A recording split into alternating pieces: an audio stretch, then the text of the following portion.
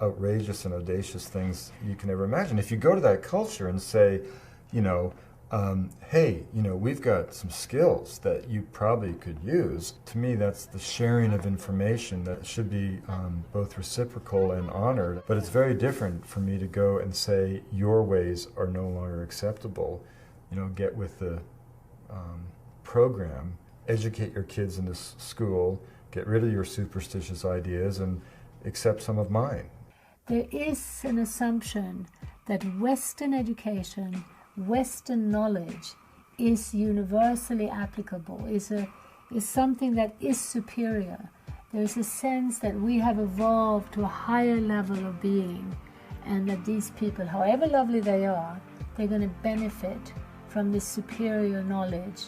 The saddest state of this is of the NGOs who think that they are actually going in and helping communities by helping them lose their languages and helping them lose their self-sufficiency and helping them, you know, tying them into the global economy and getting them more cash, which ultimately leads to them having less control over their own lives.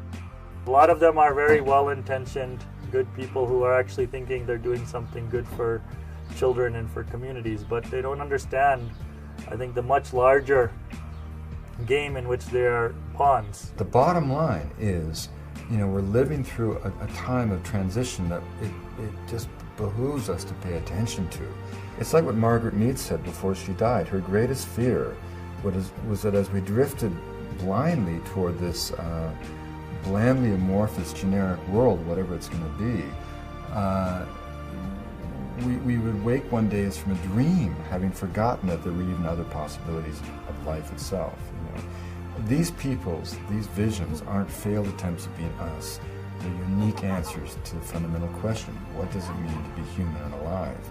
And many of those peoples, when they answer that question, they answer it in ways that have allowed them to live sustainably on the planet for, by definition, generations.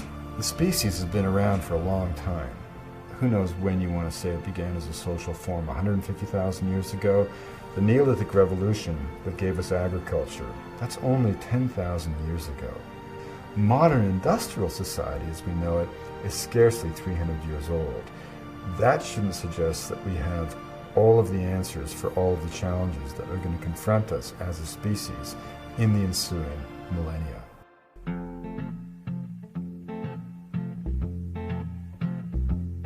Little boxes on the hillside, little boxes made of ticky-tacky, little boxes on the hillside, little boxes all the same.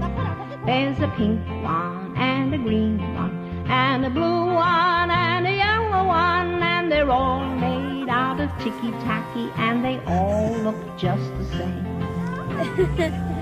And the people in the houses all went to the university where they were put in boxes and they came out all the same. And there's doctors and lawyers and business executives, and they're all made out of ticky-tacky and they all look just the same. And they all play on the golf course and drink their martinis dry, and they all have pretty children, and the children go to school, and the children go to summer camp, and then to the university where they are put in boxes and they come out all the same. And the boys go into business and marry and raise a family in boxes made of ticky-tacky, and they all look just the same.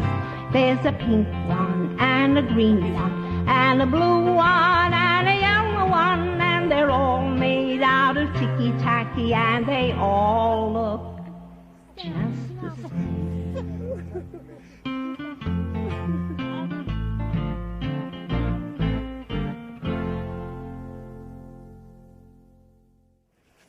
Julie! Ja, Julie, Julie. Julie.